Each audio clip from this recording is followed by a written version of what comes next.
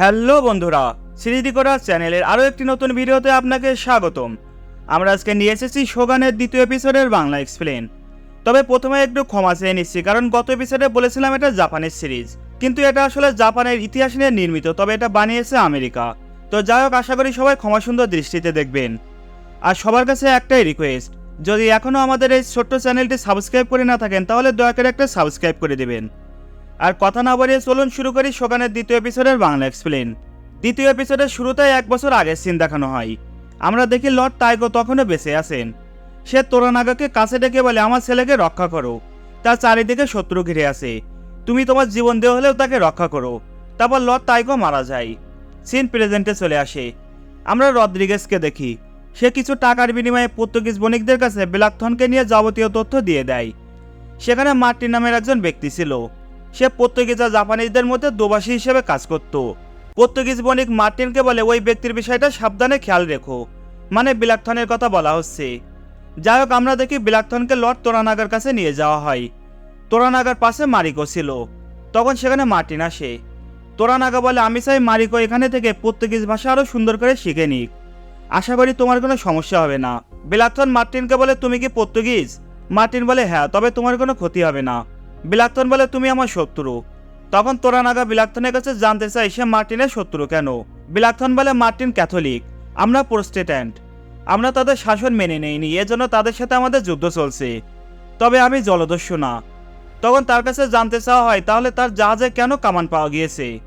ব্ল্যাকথর্ন বলে, আমাদের রাজা আমাদের নিরাপত্তার জন্য এগুলো ব্যবহার করার অনুমতি দিয়েছে, আমাদেরকেও আটকাতে চাইলে আমরা তাদের সাথে যুদ্ধ করতে পারবো।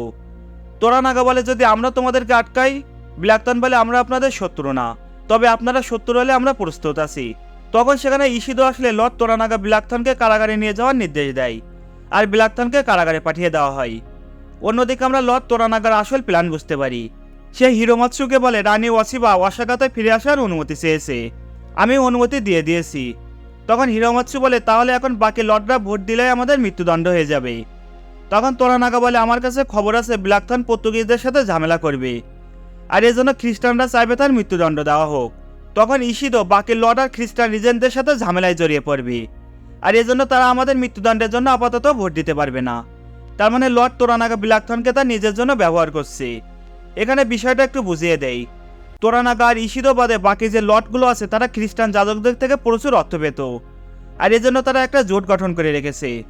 এখন ইশিদোর প্ল্যান হচ্ছে সে লর্ড তোরানাগার দ্রুত ফাঁসির ব্যবস্থা করবে, তাহলে তার পথ পরিষ্কার হয়ে যাবে। কিন্তু ব্ল্যাকথর্ন যেহেতু পর্তুগিজ খ্রিস্টানদের শত্রু, এজন্য বাকি লর্ডরা চাইবে আগে ব্ল্যাকথর্নের ফাঁসি হোক, আর এটা নিয়ে লর্ডগুলো নিজেদের মধ্যে একটা ঝামেলা পাকিয়ে ফেলবে। তো যাই হোক, একটু পরে আমরা দেখি তোরানাগা তার প্ল্যানে কিভাবে সফল হয়ে যায়। লর্ড ইশিদো বাকি লর্ডদের নিয়ে একটা ভোটের আয়োজন করে তোরানাগাকে ফাঁসি দেওয়ার জন্য, কিন্তু একজন লর্ড দাবি করে তার আগে ওই জলদস্যুকে ফাঁসি দিতে হবে, কারণ সে খ্রিস্টান যাজকদের জন্য হুমকি। কিন্তু ইশিদো চাচ্ছিল এখনই ভোট হয়ে যাক আর তোরানাগার ফাঁসির আদেশ দেওয়া হোক, কিন্তু দেখা যায় বাকি সবগুলো লর্ড বলে আগে ওই জলদস্যুকে ফাঁসি দিতে হবে। আর এজন্য আপাতত লর্ড ইশিদো লর্ড তোরানাগার ফাঁসি দেওয়ার জন্য যে ভোটের আয়োজন করেছিল সেটা বন্ধ হয়ে যায়। অন্যদিকে আমরা ব্ল্যাকথর্নকে দেখি। কারাগারের মধ্যে তার একজন খ্রিস্টান যাজকের সাথে পরিচয় হয়। ওই যাজক ব্ল্যাকথর্নকে বলে, তোমার একমাত্র পরিণতি হলো মৃত্যু। ব্ল্যাকথর্ন বলে, আমি অত সহজে মরবো না। তখন যাজক বলে, তুমি জাপানিজদের ফন্দি সম্পর্কে জানো না, লর্ড তোরানাগা এখানে গৃহবন্দী, সে তোমাকে মৃত্যু বানাতে চাচ্ছে, কারণ তোমাকে ব্যবহার করে সে বাকি লর্ড আর পর্তুগিজদের মধ্যে একটা ঝামেলা বাঁধিয়ে দিতে পারবে, তাহলে সে বেঁচে যাবে। মনে রেখো, তুমি যদি লর্ড তোরানাগার মিত্র হও তাহলে এখান থেকে বেঁচে ফিরতে পারবে না। তবে ব্ল্যাকথর্ন এই যাজকের কাছ থেকে খুবই গুরুত্বপূর্ণ একটা খবর পেয়ে যায়, হয়তো সেটাই তার জীবন বাঁচিয়ে দেবে। তবে খবরটা কি সেটা একটু পরে জানতে পারবেন। অন্যদিকে আমরা লর্ড ইয়াবুশিগিকে দেখি। তার সাথে লর্ড ইশিদো আসে দেখা করতে। লর্ড ইশিদো তাকে বলে, ব্ল্যাকথর্ন সম্পর্কে যা জানো সবকিছু আমাকে বলো। তোরানাগা তার মধ্যে কি এমন দেখলো যে তাকে এখানে নিয়ে এসেছে। ইয়াবুশিগি বলে, তোরানাগা হয়তো কোনো লক্ষ্য পূরণ করার জন্য তাকে এখানে নিয়ে এসেছে, কারণ সে পর্তুগিজদের বিরোধী। ইয়াবুশিগি আরও বলে, আমি ভবিষ্যতের কথা চিন্তা করছি, তোরানাগা মারা গেলে আপনার সাথে বাকি লর্ড আর তাদের জোট খ্রিস্টান রিজেন্টদের মধ্যে যুদ্ধ বেঁধে যাবে। ইশিদো বলে, হ্যাঁ, আমি হয়তো ওই যুদ্ধে হেরে যাব। তখন ইয়াবুশিগি বলে, কিন্তু জন ব্ল্যাকথর্ন আপনার নিয়ন্ত্রণে থাকলে হয়তো সবকিছু আপনার পক্ষে চলে আসতো, কিন্তু ইশিদো অলরেডি তার মৃত্যুদণ্ডের রায় দিয়ে দিয়েছে। তখন ইয়াবুশিগি বলে, আমি হয়তো কিছু করতে পারবো। অন্যদিকে ব্ল্যাকথর্নকে মৃত্যুদণ্ড দেওয়ার জন্য নিয়ে যাওয়া হচ্ছিল। তখন ইয়াবুশিগি তার সৈন্যদের নিয়ে সবাইকে মেরে ব্ল্যাকথর্নকে বাঁচিয়ে নিয়ে আসে। সে তোরানাগাকে বলে একদল ডাকাত তার উপর হামলা করেছিল। আমি তখন পাশ দিয়ে যাচ্ছিলাম, তখন সেখানে মারিকো এসে বিলাকথনকে জানায় আজকে তোমাদের মধ্যে আমি দোবাসী হিসেবে কাজ করব। তোরানাগা বিলাকথনকে বলে পৃথিবীর মানচিত্র রেখে দেখাও তোমার দেশ আর জাপান কোথায় অবস্থিত।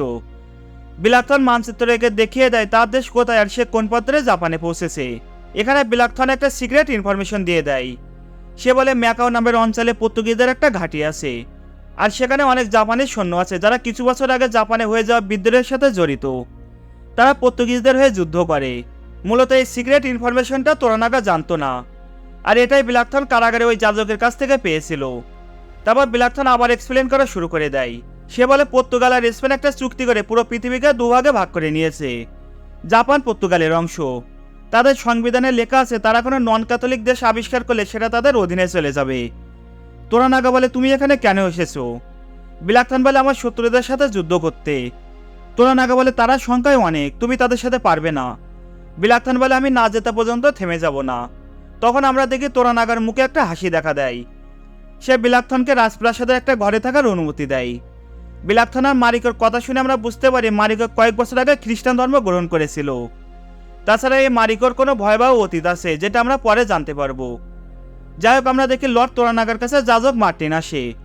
সে তোরানাগার কাছে তাদের বিলাকশিপ চলে যাওয়ার অনুমতি চাই, কিন্তু তোরানাগা ইতিমধ্যে জেনে গেছে যে পর্তুগিজরা একটা সিক্রেট ঘাঁটি বানিয়ে রেখেছে, এজন্য সে মার্টিনকে অনুমতি দেয় না। এদিকে রাতের অন্ধকারে কেউ একজন এসে লর্ড তোরানাগার প্রাসাদের সব রক্ষীদের একে একে মেরে ফেলা শুরু করে। তারপর সে তোরানাগার রুমে গিয়ে তাকে মারতে গেলে সেখানে বিলাকথন এসে তাকে মেরে ফেলে। তোরানাগা বলে সে আমাকে মারতে আসেনি, এসেছে বিলাকথনকে মেরে ফেলতে। আর এখানে শোগানের দ্বিতীয় এপিসোড শেষ হয়ে যায়। এখন প্রশ্ন হলো বিলাকথনকে মেরে ফেলার জন্য কে এসেছিল, বা এদেরকে মারতে কে পাঠিয়েছিল? বন্ধুরা, সব প্রশ্নের উত্তর পেয়ে যাবেন পরের এপিসোডেই। ততক্ষণে সবাই ভালো থাকবেন, সুস্থ থাকবেন। এতক্ষণে সাথে থাকার জন্য সবাইকে অসংখ্য ধন্যবাদ।